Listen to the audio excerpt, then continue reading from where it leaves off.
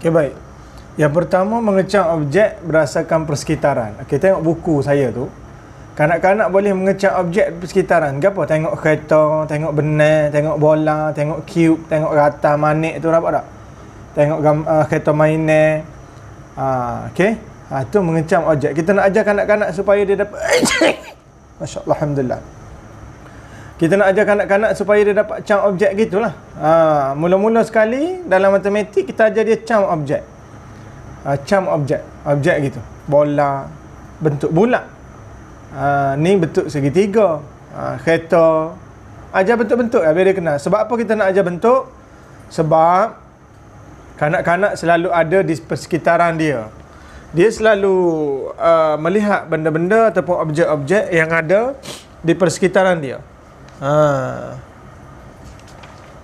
Dia selalu lihat objek. Jadi mudah untuk dia belajar berdasarkan pengalaman benda-benda yang ada di persekitaran dia. Kalau kita tidak menunjukkan objek-objek di persekitaran, jadi kanak-kanak tu nak belajar berdasarkan pengalaman ataupun sosialisasi dia luar daripada kelas, agak susah sikit lah. Gitu deh. Okay, baik. Yang kedua, kita nak ajar dia menamakan objek. Ni, menamakan objek. Nampak tak? Nampak tak? Pelajaran tentang nombor merupakan asas matematik. Konsep nombor adalah sangat abstrak, simbolik. Kanak-kanak dijangka memperoleh konsep tentang nombor melalui himpunan objek. Kita nak ajar dia menamakan objek. Pada peringkat awal, guru menumpukan perhatian ke atas objek, khususnya menamakan objek benda. Contohnya, objek dalam kelas seperti kursi tu, nampak tak? Meja, wisil, pen, pemadam. Sudah ajar benda objek dalam kelas, maka guru pun menamakan objek di luar kelas. Benda objek-objek dia hanya tengok dan dia hanya lihat. Seperti buah-buahan tempatan. Apa nama ni? Rating kayu, rating pokok. Ni nampak tak objek-objek gitu. Ni ayam, nampak? Gelosor,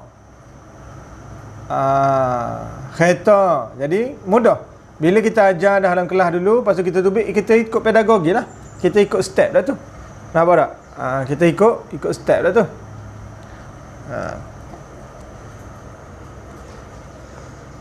Okey, kita dah menamakan objek. Tengok aktiviti dia buat tu. Nampak? Menamakan buah apple, apa nama ni? Satu menamakan ikan. Satu menamakan bahan-bahan. Nampak? Okey. Bila kita dah ajar semua, kanak-kanak dah kenal objek. Objek ni, objek. Jadi kenal belakang dah. Dia kena pen, dia kena kursi, dia kena meja, dia kena baju, dia kena benda-benda dalam kelas, dia kena benda-benda luar kelas, dia kena. Kita pun naik kepada peringkat seterusnya, iaitu memerihalkan objek dengan atribut warna. Atribut ni ciri-ciri. Kita nak kena objek tu dengan atribut, campuran warna. Nak bezakan objek tu dengan atribut warna.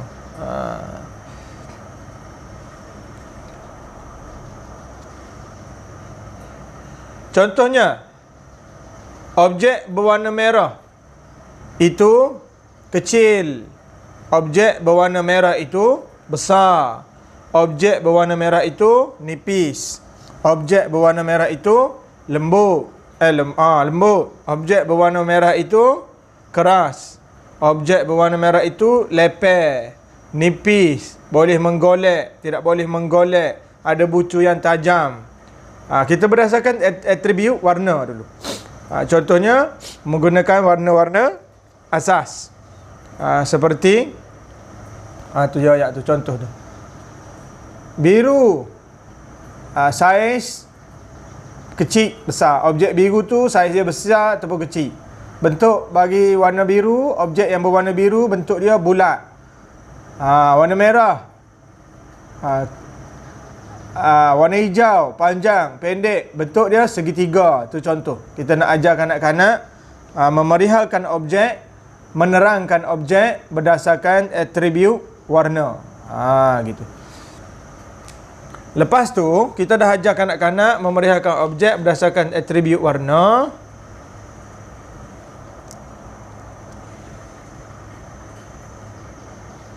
Kita ajar pula kanak-kanak memeriahkan objek dengan atribut saiz. Atribut saiz. Gapo kita nak ajar dalam atribut saiz ni? Kita nak ajar lebih besar, lebih banyak. Kita nak ajar. Kita nak ajar mula-mula ajar kecil besar. Lebih besar, lebih banyak. Tinggi rendah kita nak ajar. Kita nak ajar apa lagi? Panjang pendek. Tinggi rendah. Kita nak ajar. Okey? Kecil besar kita nak ajar kanak-kanak dalam konsep memeriahkan objek dengan atribut saiz ni. Kita nak ajar hak mana lagi besar, hak mana lebih banyak, hak mana lebih kecil. Gitu. Okey? Lepas tu kita nak ajar lagi tinggi rendah. Yang mana tinggi, yang mana rendah. Yang mana panjang, yang mana pendek. Tengok. Tu. Tinggi rendah. Menara lebih tinggi daripada rumah. Gajah lebih besar daripada tikus. Kita nak ajar. Tinggi rendah, besar kecil. Apa nama ni? Lepas tu kita nak ajar pokok betik tinggi berapa meter. Kita nak ajar tu panjang pendek. Ni. Kereta api lebih panjang daripada bas. Tu kita nak ajar. Pensel Ali lebih panjang berbanding pensel Amin. Contoh. Tu kita nak ajar. Okey? Lepas tu kita nak ajar lagi dalam subjek ni supaya kanak-kanak reti. Ni. Bola merah, bola biru, bola merah besar, bola biru kecil. Bola merah lebih besar daripada bola biru. Kita nak ajar gitu. Objek manakah lebih besar? Beg atau buku? Ni yang kita nak ajar dia biar dia reti. Bila dia tengok objek tu, dia reti untuk mengatribut, menerangkan, memerihalkan, meroyakkan tentang objek yang dia tengok tu. Mana lagi besar, mana lagi kecil. Nampak tak? Boleh faham tak? Ni. Cawan mana yang lebih besar? Cawan mana yang lebih besar? Cawan biru ke cawan hijau? Kalau kita tak letak warna, tak menggunakan atribut warna ni. Sebab itu nombor 3 atribut warna. Lepas tu baru saiz. Sebab apa? Sebab dia berkait antara atribut warna. Ni atribut warna nombor 3, lepas tu atribut saiz. Sebab apa atribut warna dulu? Sebab kalau kita tak kenal dengan atribut warna, macam mana kita nak bagi penerangan tentang gelas mana yang lebih besar? Jadi dengan atribut warna ni, dia akan membantu kanak-kanak untuk memerihalkan objek ni mana lagi besar, mana lagi kecil. Mana lebih besar, mana lebih kecil. Gelas hijau lebih besar daripada gelas biru. Gelas biru lebih kecil daripada gelas hijau. Jadi itu pentingnya atribut warna ni. Kita ajar ni, atribut warna ni. Nampak tak?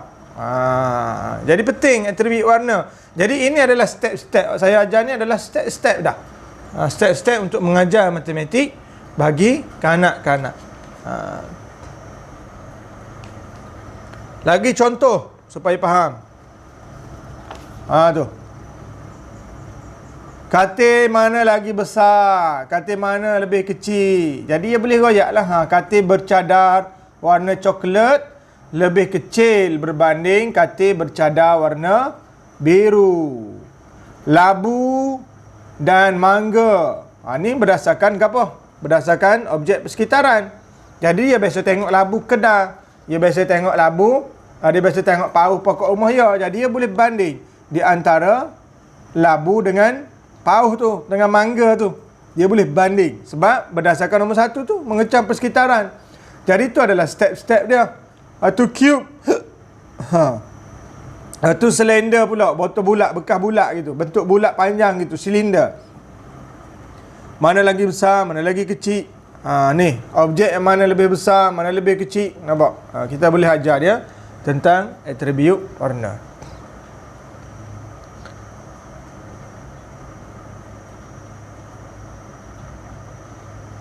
Okey. Seterusnya, atribut saiz lagi, panjang pendek. Ni, siapakah yang lebih tinggi? Cara nak tahu, ukur. Kita pun panggil budak duduk, dua orang. Seorang rendah, seorang tinggi. Bimbing mereka untuk memahami. Panggil Adam seorang, Amin seorang, mari duduk. Supaya kita boleh buat ukuran. Jadi kita tanya, antara Amin dan Adam sama tinggi ataupun tidak sama tinggi? Kalau sama tinggi, kita kata kepala dia tu sama lah. Kita letak pembaris, kepala dia tu sama ni. Lah ni, hak ni rendah kan? Hak ni tinggi. Jadi kita boleh nampak. Biar dia boleh faham. Hak ni lebih, ni rendah. Hak ni tinggi. Sama tinggi ke tak? Kalau sama tinggi, kepala dia akan duduk sini. Lah ni hak ni rendah. Pasal kepala dia duduk dekat telinga hak ni je. Nampak tak?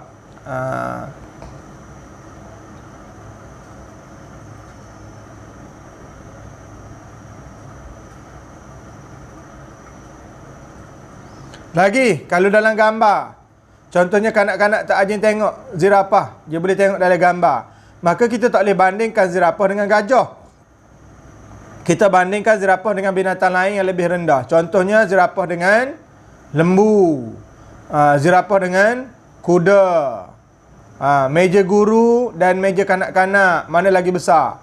Meja guru ke meja kanak-kanak? Boleh faham tak? Pintu dan tingkap, yang mana lagi besar? Pintu ke tingkap, yang mana lagi tinggi? Pintu ke tingkap. Tangga dan meja, mana lebih tinggi? Tangga ke meja. Televisyen atau radio, mana lagi tinggi?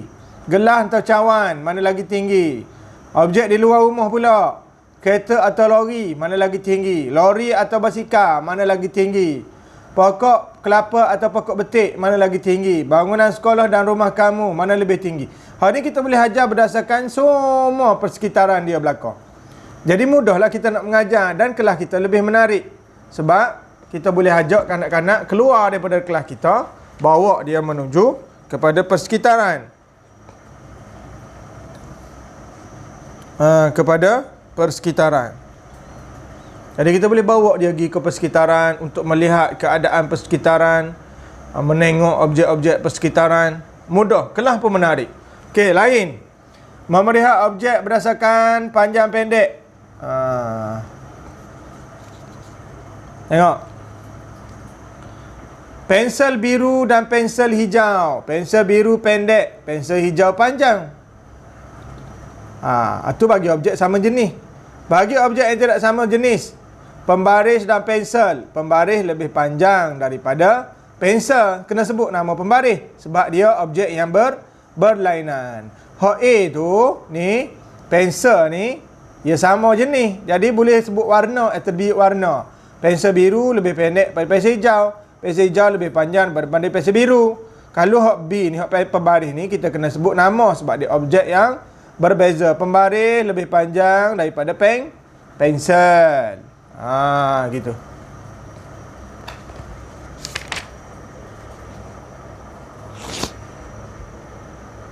Okey, habis itu. Seterusnya, banyak lagi contoh dia begini. Banyak, tapi saya malah tunjuklah. Cukuplah, sekarang tu saya rasa faham dah tu. Kalau tak faham lagi, saya tak tahulah. Seterusnya ialah memerihal objek dengan atribut bentuk. Kanak-kanak dikelilingi dengan objek pelbagai bentuk. Objek pelbagai bentuk. Seperti apa? Bunga, radio, bola, jam, kasut, kotak kasut, buah dadu.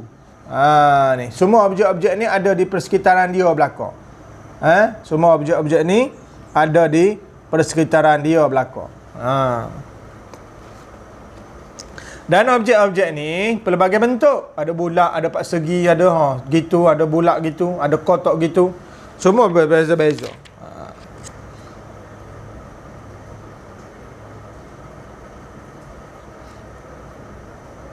Jadi Cikgu perlu ajar kanak-kanak untuk kenal objek-objek itu. Objek itu berbentuk satah ke, berbentuk bulat, berbentuk persegi, berbentuk kubus, berbentuk silinder, 3D, dot 3D. Jadi tu kerja cikgu lah tu.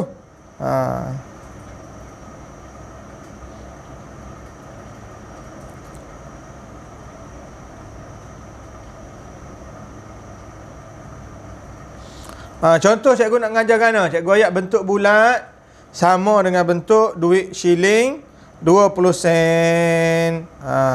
Bentuk segitiga adalah sama ataupun serupa dengan bentuk perahu layar. Gitu. Bentuk segi empat adalah sama dengan bentuk padang. Jadi sifat atribut yang kita guna adalah untuk memerihat, yakni menerangkan sesuatu objek.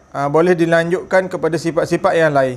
Hal tadi tu maknanya kita boleh guna perbandingan ataupun contoh. Contohnya seperti segi empat sama dengan padang bola, serupa dengan padang bola. Jadi kita boleh menerangkan kepada kanak-kanak. Contoh lain yang boleh dikaitkan, objek bulat, yang besar, yang kecil, yang panjang, yang pendek, tinggi, rendah, menggolek, tidak boleh menggolek. Objek bulat. Walau bagaimanapun, dalam matematik ni ada beberapa atribut saja yang kita nak tekankan kepada kanak-kanak.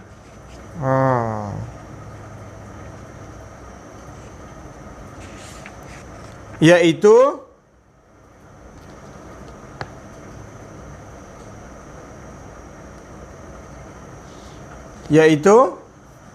ni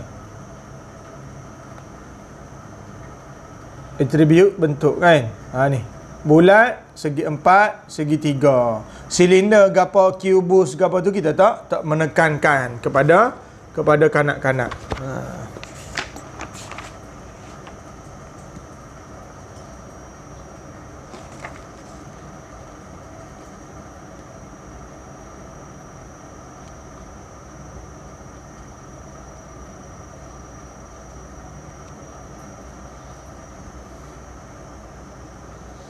Okey, contoh lagi. Bola itu bentuk bulat. Ni, kanak-kanak menggunakan jari untuk melukis bentuk. Itu perahu layar bentuk segitiga, cawan bentuk bulat. Segi empat warna kuning itu macam padang bola. Gitu.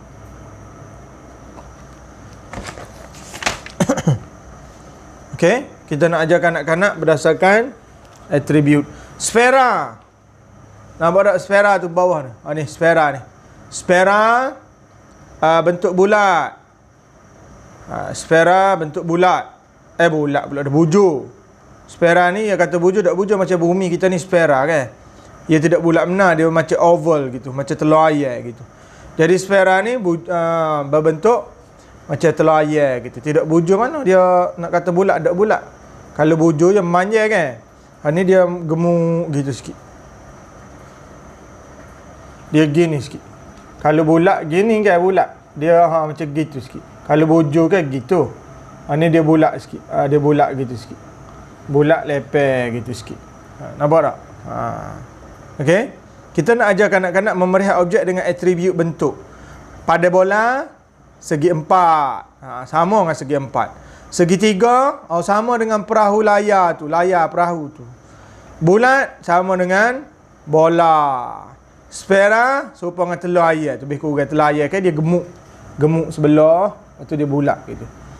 Nampak tak? Okey. Habis topik yang pertama.